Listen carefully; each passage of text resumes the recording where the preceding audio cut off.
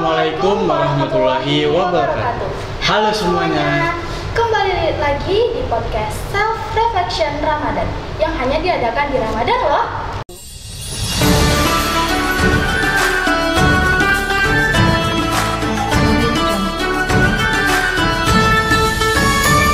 Nah, di episode ini kita akan membahas Lailatul Qadar. Kita sudah kedatangan tamu yaitu Ustadz Ashraf Selian SH. Silahkan Bapak. Selamat datang Pak. Ya Allah.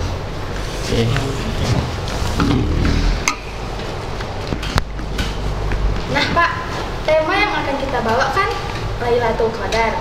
Mungkin kami juga belum mengerti sekali nih Pak tentang apa itu Lailatul Qadar. Boleh Bapak jelaskan ke semuanya apa itu Lailatul Qadar? Karena yang kami tahu cuma malamnya tuh bukan malam Lailatul Qadar Pak, tapi malam Idul ini. Iya. Bismillahirrahmanirrahim. Assalamualaikum warahmatullahi wabarakatuh. Waalaikumsalam warahmatullahi wabarakatuh. Untuk mengenai tentang malam Lailatul Qadar ini sudah dijelaskan Allah Subhanahu wa taala di surah Al-Qadar, yaitu yang pertama bismillahirrahmanirrahim, inna anzalnahu fi lailatul qadar. Sesungguhnya kami telah menurunkannya pada malam Lailatul Qadar. Maksud Allah di sini menurunkannya ialah Al-Qur'an. Itu dia. Banyak perspektif para ulama yang menyatakan bahwasanya Al-Quran itu salah satu diantaranya ialah diturunkan oleh Allah Subhanahu wa taala pada malam Lailatul Qadar. Lalu kita lanjut ayatnya, wa ma adraka ma Lailatul Qadar, dan tahukah kamu apa itu malam Lailatul Qadar? Ini jawabannya, Lailatul Qadri khairum min alfi syahr. Malam kemuliaan itu lebih baik daripada 1000 bulan. Jadi ketika kita mendapatkan malam Lailatul Qadar itu, kita merasa diri kita ini nikmat ibadah yang sangat luar biasa. Nah, itu dia. Jadi malam Lailatul Qadar ini didapatkan bagi orang-orang yang tertentu. Dan malam Lailatul Qadar ini pendapat ulama menyatakan turun itu di malam-malam yang ganjil, seperti tanggal 21, 23, 25 sampai akhir Ramadan. Nah, begitu. Lanjut. Untuk malam Lailatul Qadar itu kan diadakan pada tanggal-tanggal tunggal. Biasanya itu emang kenapa nggak di tanggal-tanggal yang ini? Oh, maksud dia itu mungkin Pak, kenapa diganjil? Kenapa? Kenapa itu pasti ada alasan. Karena Allah Subhanahu wa taala ingin melihat umat Islam ini istiqomah nggak terhadap ibadahnya. Karena Ramadan ini banyak sekali yang semangat di awal. Coba kita lihat semua masjid ini kan. Kalau semua masjid di awal Ramadan 10 di awal, semua masjid buka terata, gelar tikar. Tapi coba di akhir Ramadan tinggal imam, bilal, tukang ajan. Setelah itu nggak ada yang lain itu. Maka ketika di akhir Ramadan Allah memberikan untuk seseorang itu ibaratnya hadiah. Hadiah ini bagi siapa? Bagi orang yang lengkap ibadahnya. Maka Rasulullah membagi Ramadan ini terhadap 3. 10 di awal namanya Syahrul Rahmah, bulan yang penuh dengan rahmat. 10 di tengah namanya Syahrul Maghfirah, bulan yang penuh keampunan. Dan 10 di akhir namanya Syahrul Aitkum minan nar, di mana kalau tamat puasa kita, tamat tarawih kita, tamat witir kita, tamat tadarus kita, dan tamat qiyamul lail kita, ibadah-ibadah yang wajib dan sunnah kita lakukan di dalam bulan suci Ramadan, maka kita aitkum minan nar, bebas dari sentuhan azab api neraka. Itu makanya Allah menurunkan malam Lailatul Qadar itu di malam yang ganjil. Nah, begitu. Gitu Pak. Nah Pak, coba boleh nggak sih Pak, kan teman-teman di luar sana seperti yang Bapak bilang nih, pada males-males udah sholat, udah pada males-males sholat lah, karena mungkin takut hilang mungkin sendal mereka. Jadi kayak Bapak kasih ke mereka keutamaan Lailatul Qadar biar mereka semangat gitu Pak mengejar Lailatul Qadar. Akhir Ramadan. Oke, yang pertama keutamaan malam Lailatul Qadar itu jelas. Malam Lailatul Qadar itu yang pertama cuman ada di dalam bulan suci Ramadan. Jadi jangan sampai kita tinggalkan. Kebanyakan kita manusia ini umat Islam, apalagi mak-mak nih, mak-mak nih buat geram pula kita kan. Apa nggak memukul ya? Apa nggak memukul aja bu anak? Mak ini kalau ada di akhir bukan ngejar Lailatul Qadar, itu namanya masak kue, bakar kue. Bukan dapat Lailatul Qadar itu, tapi Lailatul Bakar. Nah itu dia. Bakar-bakar kue dah buka kan. Jelas yang pertama keutamaannya itu terjadi di dalam bulan suci Ramadan. Ini sudah pasti. Dan kita ketahui Sayyidul Ayyam Yaumul Jumu'ah, hari yang paling baik adalah hari Jumat. Wa Sayyidus Syuhur Syahrul Ramadan, dan bulan yang paling mulia adalah bulan suci Ramadan. Ini yang pertama. Yang kedua, kita lihat bagaimana kita mendapati Lailatul Qadar itu terjadi di malam hari. Pendapat ulama juga mengatakan bagaimana cara kita mendapat malam Lailatul Qadar. Yang pertama, turunnya malam Lailatul Qadar itu terjadi satu hari penuh, itu harinya tidak panas, harinya tidak begitu dingin, bawaannya itu sejuk saja, nggak panas nggak dingin tapi sejuk. Yang kedua, malam Lailatul Qadar itu malamnya pas malam kita beribadah, di mana kita merasakan nikmat ibadah itu lain daripada malam-malam yang lain. Itu dia. Pokoknya nikmat beribadah ketika malam itu beda lah. Sama kayak kita nengok abang Adit nengok cewek agak lain, namanya nampak persten gitu kan. Jelas nampak beda kan, surnya pun lain kan. Nah ini gini-gini lah dia contohnya. Malam beribadah ketika malam itu dia terasa lain nikmatnya. Itulah nikmatnya malam Lailatul Qadar. Yang ketiga, ketika kita sudah melakukan amal ibadah, kita merasa semua yang kita lakukan ketika malam hari itu, semua itu diterima oleh Allah Subhanahu wa taala. Itulah mengapa mulianya malam Lailatul Qadar ini. Untuk di malam Lailatul Qadar itu, Pak, dia bisa di pagi hari dapatnya atau di malam hari gitu, atau di waktu pada jam-jam tertentu?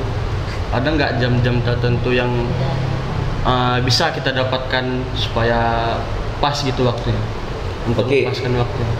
Sebenarnya malam Lailatul Qadar itu kita dapatkan ketika malam hari, maka disebut namanya, sering orang mengatakan Qiyamul Lail. Qiyamul Lail ini menghidupkan malam bulan suci Ramadan. Itu biasanya terjadi ketika setelah berbuka puasa, tapi dengan penuh rangkaian dari awal ya. Dari awal kita berpuasa, dari mana itu? Dari sahur. Habis sahur kita beribadah, contoh sholat subuh, kalau kita mau tidur pun boleh, sampai ke maghrib. Maghrib kita berbuka. Setelah kita berbuka, baru kita menghidupkan malam bulan suci Ramadan dengan apa itu? Tadarus, tarawih, witir, dan lain sebagainya. Maka rangkaiannya itu dari mulai habis maghrib. Ada juga pendapat ulama yang mengatakan di sepertiga malam, waktu tahajud dia. Waktu tahajud. Maka kalau kita sudah mendapatkan waktu yang di tengah malam itu, kita rasakan nikmatnya ketika itu lain beribadahnya.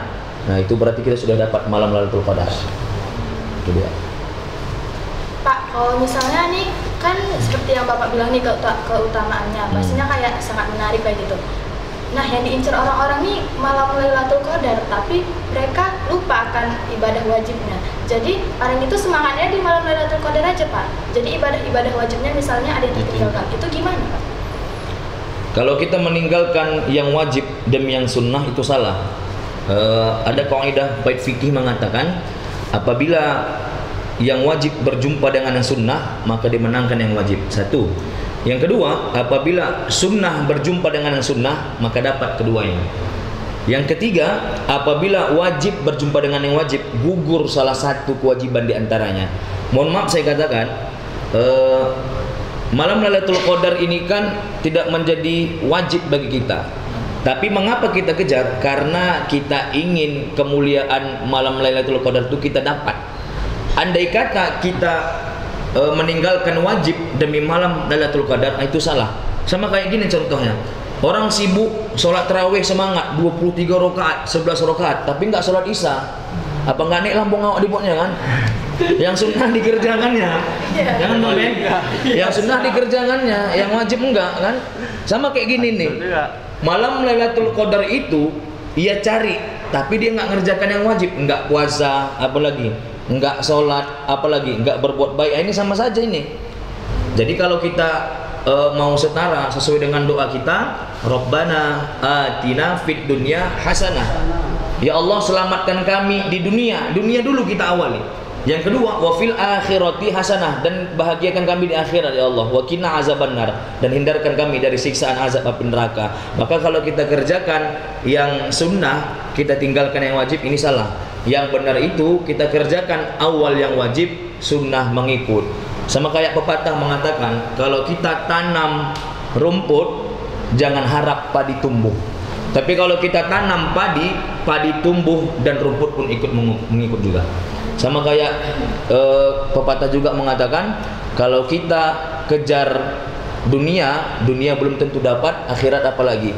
Tapi kalau kita kejar akhirat, akhirat sudah tentu dapat, dunia mengikut. Nah, itu dia.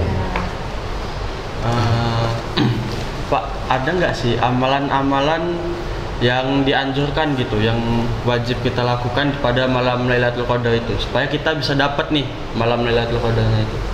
Anjuran-anjuran yang wajib kita lakukan sih sebenarnya tidak ada, karena yang diawali dari malam Lailatul Qadar itu sudah Bapak bilang tadi, kita awali dengan berpuasa. Tapi di malamnya itu banyak juga pendapat yang mengatakan, yang pertama itu kita menghidupkan malam bulan suci Ramadan, itulah kita awali dengan sholat tarawih.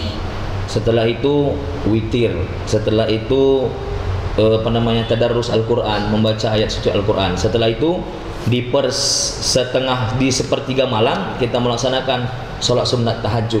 Nah, inilah yang dianjurkan. Itu ya. Tadi kan Bapak sudah memberikan kayak tanda-tanda malam Lailatul Qadar, kayak sejuk harinya. Nah, kalau ciri-ciri orang yang berhasil mendapatkan malam Lailatul Qadar itu kayak mana, Pak? Ciri-ciri orang yang berhasil mendapatkan malam Lailatul Qadar itu sebenarnya, kalau saya melihat dari pendapat ulama lah pula ya, kenapa orang itu tidak dikasih tahu kalau dia, dan kita pun nggak akan sadar itu apakah kita dapat atau enggak, iya kan? Kadang-kadang ada orang yang pura-pura dapat tapi nggak dapat, udah sombong dia. Kok nggak sholat? Lailatul Qadar bos katanya. Iya.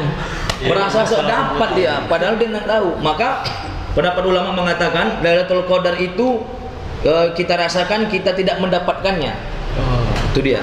Tapi ketika kita nikmatnya beribadah di satu malam, hari itu sejuk pula, dan malam itu terasa tidak panas dan tidak pula hujan, nyaman, adem, tentram. Nah, itu berarti kita sudah mendapatkan malam Lailatul Qadar. Cuman jangan kita anggap diri kita ini dapat malam Lailatul Qadar.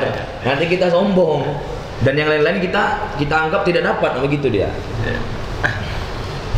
Kalau kita misalnya dapat, Pak, itu apa sih keistimewaannya?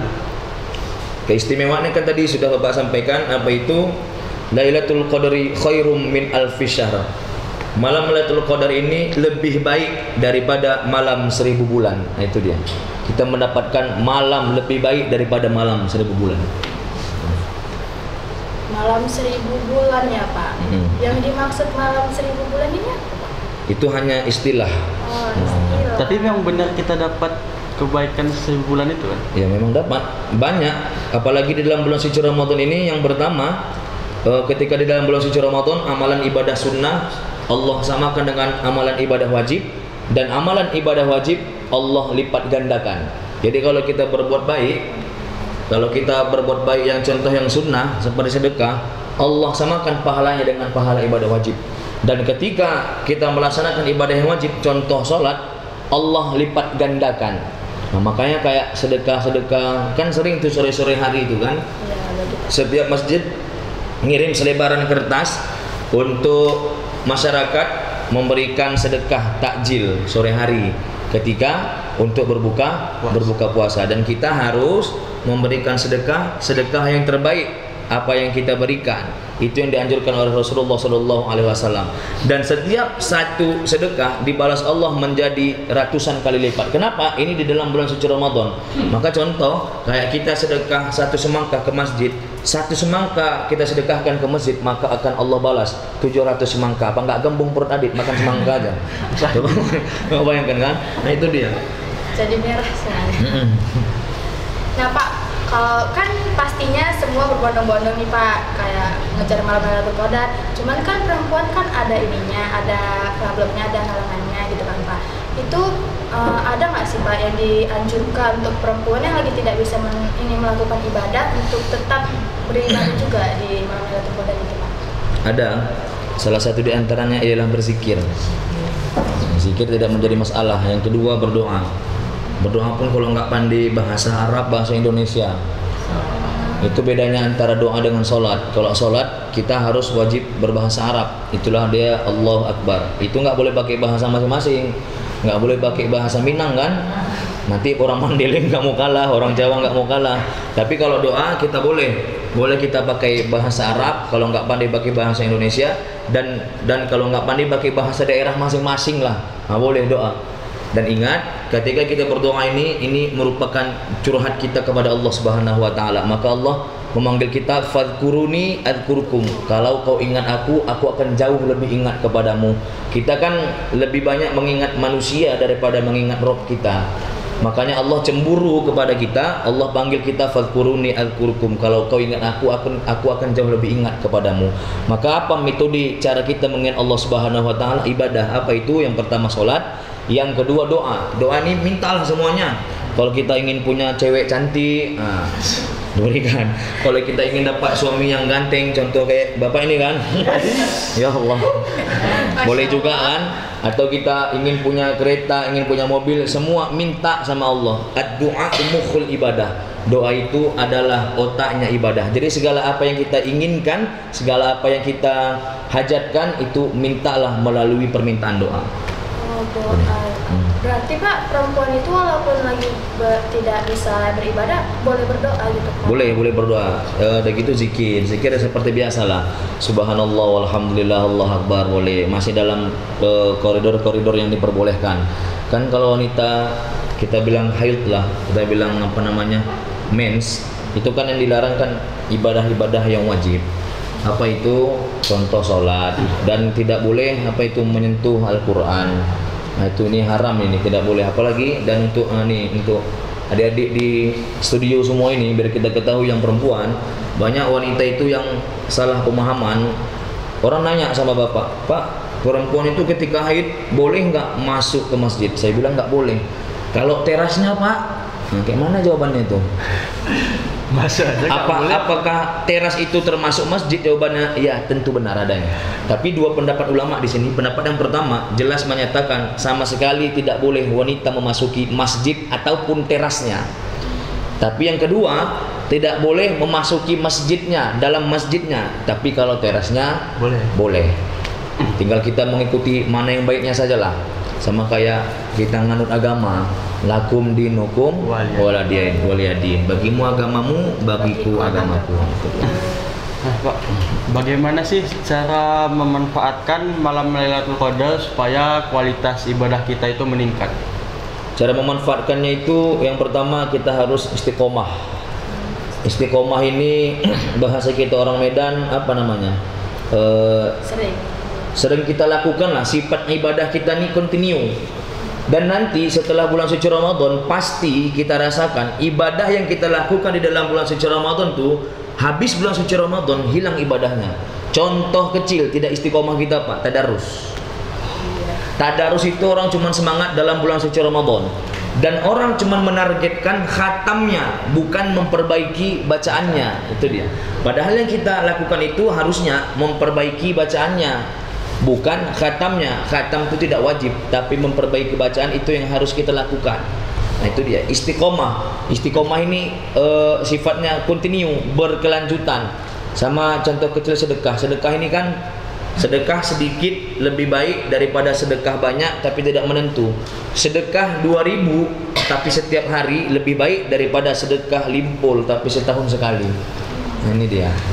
Dia sifatnya continue, terus menerus, berkelanjutan. Bahasa kita agamanya namanya istiqomah. Gitu deh. Nah Pak, siapa yang mendapatkan wahyu dari Allah SWT untuk menurunkan ke kita nih kalau misalnya ada dalil tentang Lailatul Qadar ini Pak? Nah, wahyunya itu mengenai tentang Lailatul Qadar tadi sudah Bapak jelaskan, itu di firman Allah Subhanahu wa taala di surah Al-Qadar. Dan wahyu Al-Qur'an ini juga salah satu di antaranya turun pada saat malam bulan suci Ramadan dan terletak pada malam Lailatul Qadar. Lalu ada pendapat yang lain juga yang mengatakan turunnya Al-Qur'an ini tepat pada malam 17 Ramadan. Nah itu dia. 17 Ramadan itulah letak malamnya turun Al-Quran. Ini pendapat yang pertama. Lalu pendapat yang kedua, Al-Quran ada juga yang menyatakan turunnya itu pada saat malam Lailatul Qadar. Itulah malam-malam yang ganjil, 21, 23, 25, 27. Tapi jangan abang anggap nomor ganjil ini nomor togel pula kan. Ya Allah, nanti masang pula abang malam nih kan. Nah kan, oyong pula kita nanti. Itu dia. Pak, gimana sih cara kita untuk istiqomah melakukan ibadah gitu? Iya Pak. Cara kita agar istiqomah melakukan ibadah, kita lakukan dari hal-hal yang kecil. Contoh berbuat baik. Kita di jalanan kan sering itu berbuat baik. Yang jarang disadari orang, namun itu kalau bagi bapak pribadi itu sangat luar biasa. Contoh kayak orang naik kereta, tiba-tiba cagaknya belum dinaikkan. Kita kan teriak tuh, "Wah, cagaknya!"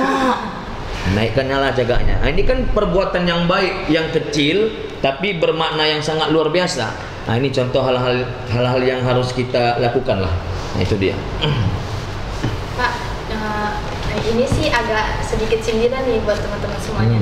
Kalau misalnya nih bulan Ramadan, bulan puasa, tapi dia masih melakukan pacaran, gimana? Nah, ini untuk semua yang ada di studio yang masih lajang, masih gadis, makanya nikah. Biar tahu rasanya. Belum waktu. Iya, kalau udah kepengen kali nikah aja lah. Ngapain lagi pacaran kan? Sesuai dengan hadis Rasulullah sallallahu alaihi wasallam, kam min shaimin laisa lahu min siyamihi ilal ju' wal atas. Berapa banyak orang yang berpuasa tidak mendapat nilai ibadah pahala puasanya tersebut, yang ia dapat hanya lapar dan haus sahaja. Apa sebab? Dia puasa tapi masih maksiat. Dia puasa tapi masih mencuri. Dia puasa tapi masih cakap-cakap kotor. Dia puasa tapi masih pacaran. Dia puasa masih pegang-pegangan. Maka kalau mau pegangan yang halal, peganglah sama pasangan. Boleh nggak megang istri? Boleh. Boleh, yang nggak boleh istri orang lain. Itu dia. Salah paham istri orang lain. Jadi ketika kita sudah berpuasa, yang kita puasakan adik-adik semua, umur berapa? Bukan hanya nahan lapar dan nahan haus, tapi seluruh organ anggota tubuh kita ini kita puasakan. Sama kayak perempuan nih kan. Perempuan nih kalau puasa ya puasa mulut juga lah puasa. Jangan banyak merepet. Ya Bu Roji kan? Siap. Maka kita kalau mau merepet itu setelah buka puasa aja. Setelah buka puasa, Bu Roji bolehlah merepet kan? Nggak pernah merepet. Nggak pernah sekali kan? Allah luar biasa. Nah, untuk malam Lailatul Qadar ini kan dianggap sebagai amalan yang sangat penting dalam Islam. Kenapa sangat penting itu malam Lailatul Qadar itu? Sangat pentingnya itu karena memang dikejar-kejar dia, sama halnya seperti kita lagi mencari baju baru. Ada baju baru yang kita beli, diskon. Nah, itu dia, nampak pemalu, pemain masa lalu.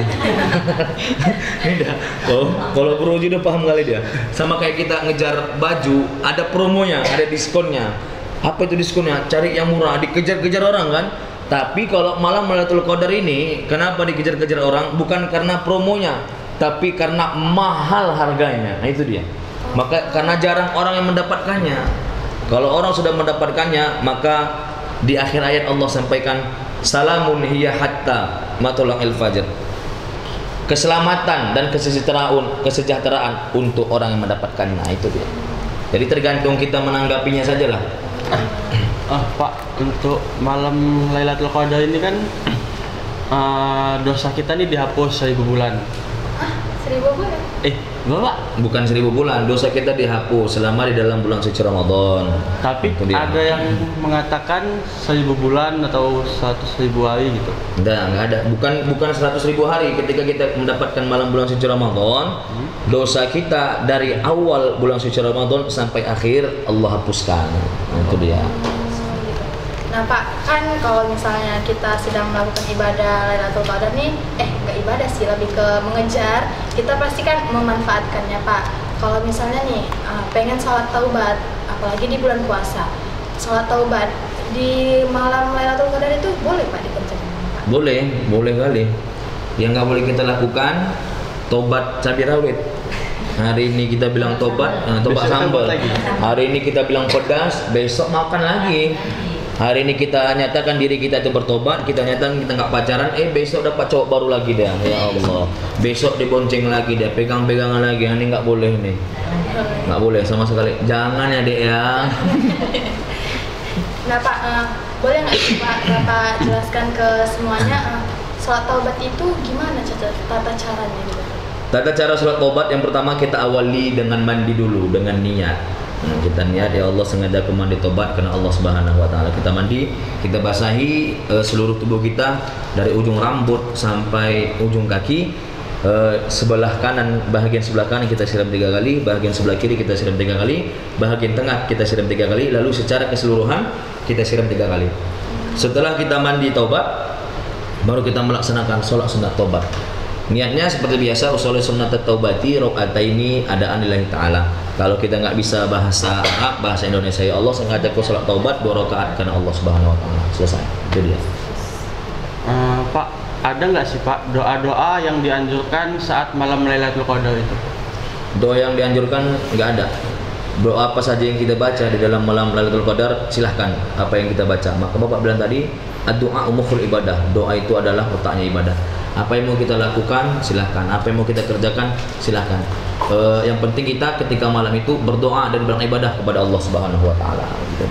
Duh Pak, udah nggak terasa nih kita kasihkan ngomong udah. Iya, nggak terasa kan, nggak ada minum kan, agak puasa bebuih mulut kan bebuih. Karena kan lagian pun ini relate juga gitu Pak sama anak-anak yang zaman sekarang. Nah, boleh nggak sih Pak Bapak berikan ke semuanya motivasi atau pesan untuk yang masih nonton sampai detik ini atau kayak supaya mereka mengejar gitu atau Qadarnya. Untuk teman-teman studio semuanya dimanapun Anda berada, pesan dari saya ialah yang pertama, malam Lailatul Qadar ini bukan dikejar di awal, tapi dikejar di akhir. Sama kayak bulan suci Ramadan. Bulan suci Ramadan ini hari terakhir nih, pasti keren ini. Pepatah saya mengatakan Ramadan ini, pepatah saya ini. Pepatah saya mengatakan Ramadan ini bukan tentang siapa yang datang di awal, tapi tentang siapa yang bertahan hingga akhir. Selebel. Jadi orang kan banyak nggak semangat di awal, nggak semangat di akhir, semangatnya di awal. Jadi bukan tentang siapa yang datang di awal, tapi siapa yang bertahan hingga akhir. Itu dia. Oke. Terima kasih buat Pak Asraf karena telah memberitahu kami apa sih itu Lailatul Qadar. Jadi kami bisa tahu apa sih sebenarnya Lailatul Qadar itu. Yang kami nggak tahu jadi tahu, yang kami tahu jadi tahu. Seperti azan maghrib yang selalu dinantikan semua orang. Terus nantikan kami ya. Wassalamualaikum warahmatullahi wabarakatuh.